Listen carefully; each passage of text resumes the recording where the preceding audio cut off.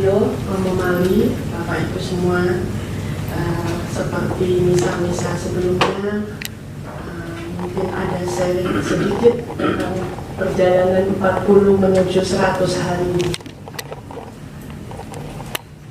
Hari ini saya bersyukur dan mau membagikan sharing tidak dengan air mata lagi, tetapi dengan senyuman, karena selama 40 sampai 100 hari ini yang bagi saya di luar nalar, yang bagi saya itu membuat saya shock, tetapi saya justru bersyukur karena ternyata Tuhan tuh lihat kalau semuanya itu berjalan tidaklah mudah. 40 ke 100 ini cobaannya berat, ujiannya berat. Banyak orang datang ke rumah, membawa kendaraan, mengaku-ngaku kenal dengan Pak Herianto, terus mau ngajak kenalan, mau ini, mau itu, tidak 1-2 orang. Ya, jadi ujiannya itu terasa banget dong. Jadi gimana ya? Di saat hati itu masih terombang-ambing, lagi gimana gitu, gimana ya caranya menerima tamu ini gitu, risih rasanya. Tetapi juga ujiannya adalah dengan pekerjaan, dengan rutinitas yang dibuat sibuk banget sampai saya tuh harus tidur di atas jam 12 malam terus.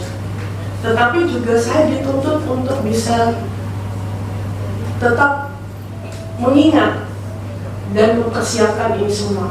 Ini semua saya persiapkan itu jauh hari. Saya menghubungi Bu Ani di KUR itu udah sebulan sebelumnya ya Bu ya. Saya harus datang ke Pringgolayan.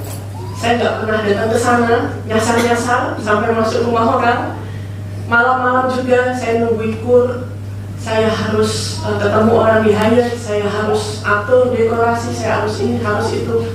Saya kerjakan semua sendiri di tengah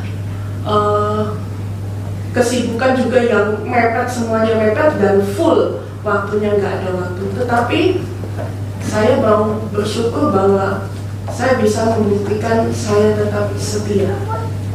Saya nggak menomor duakan Pak Herianto, saya tidak mengabaikan, tidak membuat dia tidak saya ingat.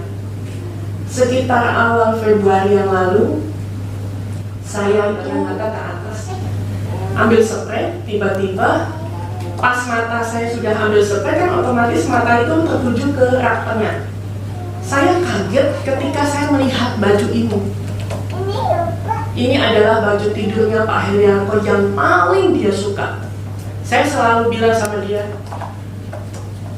baju tuh Mbok Anyo habis disetrika, Mbok Anyo dileret ke sikit, soalnya lagi dinggo, jadi dicuci dinggo, kaya radio itu ambil, saya bilang gitu. Saya kaget ketika awalnya saya pikir halusinasi kali, atau mata saya lagi salah lihat. Akhirnya lemari itu saya tutup, spray itu saya kembalikan. Saya panggil Mbak. Karena saya ingat waktu di rumah duka yang membereskan semua pakaian untuk dibawa ke rumah duka itu adalah Mbak saya. Dibawa dengan kantong waktu itu. Mbak saya panggil, terus Mbak saya bilang, Mbak bukalah lemari itu. Itu kayaknya kemarin kamu susunnya gimana? Paling atas itu baju apa? Warna apa? Dan kamu lihat itu di paling atas itu baju apa gitu. Terus Mbak saya bilang, pas dia buka dia kaget, terus dia agak sedikit melompat, loh itu kan baju bapak yang sudah masuk ke peti Bu, dan itu dimasukkan dilinting dengan sepaket dengan celana pendek tidur, dan itu jelas sudah ditaruh di peti waktu itu. Logikanya saya, ya bajunya sudah remuk, sudah pergi lah itu waktu dilarung. Terus saya bilang, coba pegang itu baju bener baju atau enggak gitu. Terus saya pegang gitu, oh ini bener baju ya. Saya bilang, oh ya. Tapi terus saya shock. Dan malam itu saya langsung bawa ke Gajuran. Saya coba tanya ke temannya Romo, ya teman Romo yang di Ganjura, lalu kemudian kami ngobrol, saya bawalah baju itu dan Bapak itu bilang bahwa nggak usah takut Mbak, itu tandanya dia memberi tanda bahwa dia masih ada, dia masih bersama-sama dan ada di situ. Orang memberikan tanda macam-macam, misalkan dengan suara, dengan bau, dengan ini, tetapi mungkin karena baju ini punya histori sehingga baju ini bisa kembali lagi. Dipegang aja, suatu saat sakit atau ingat, disandingkan di samping. Itu pesan Bapak tersebut. Itu saya ingat dan sampai hari ini bagi saya itu adalah pengalaman mungkin yang tidak semua orang bisa mengalami. Tetapi saya bersyukur saya selama mendampingi Pak Heriarto bukan waktu yang sebentar, dan di situ dalam keadaan yang tidak enak sama sekali, berat, dan bagi saya tuh pikulannya luar biasa. Pak Heriarto sempat tidak 10 tahun lebih lari dari semua orang dan hanya bersama saya dia berjalan, menemani setiap keluh kesahnya, ceritanya, kesakitannya, semuanya. Saya bertahan selama itu, dan selama itu juga saya mencoba mengembalikan dan menyembuhkan luka-lukanya, dan di akhir-akhir hidupnya dia mencoba untuk kembali mendekatkan dirinya pada Tuhan yang menciptakan dia. Dia mau menemui teman-temannya lagi, dia mau untuk ketemu orang lagi, dia mau untuk berkegiatan lagi, dia mau untuk mengeluarkan segala kepintarannya yang pernah dia lakukan semasa dia sehat. Dari situ saya merefleksikan bahwa semua perjalanan ini, semua kisah ini tidak mungkin terselenggara tanpa campur tangan Tuhan. 15 tahun bagi saya Tuhan hadir, mengirimkan saya apapun namanya, apapun bentuknya.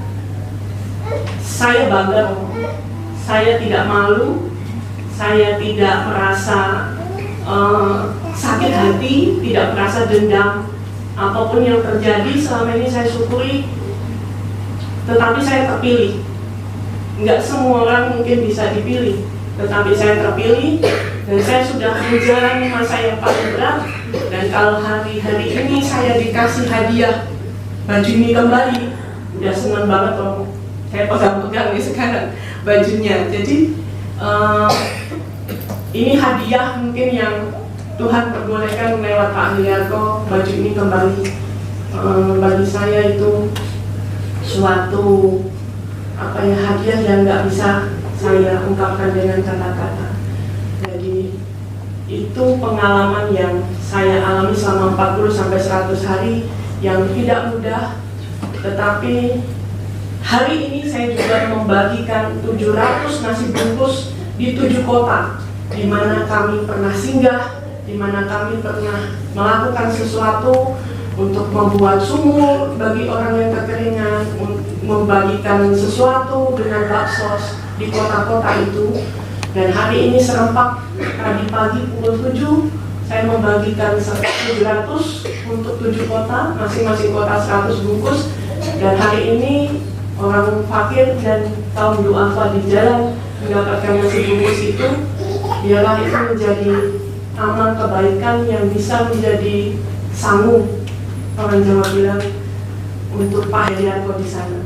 Dia pasti melihat ini semua, dan saya berharap dia senang dan dia bahagia dan dia yakin karena dia sempat datang dalam mimpi beberapa kali, jangan tinggalkan, masih diulang, sehingga saya membuktikan bahwa sampai kapanpun saya tidak akan pernah meninggalkan.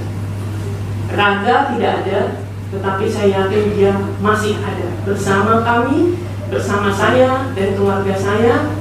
Saya bisa merasakan itu, dan bagi saya biarlah pengalaman batin ini menjadi pengalaman batin kami yang mungkin berbeda dengan orang yang lainnya, tetapi bisa menjadi bisa menjadi sharing yang bisa menguatkan untuk banyak orang.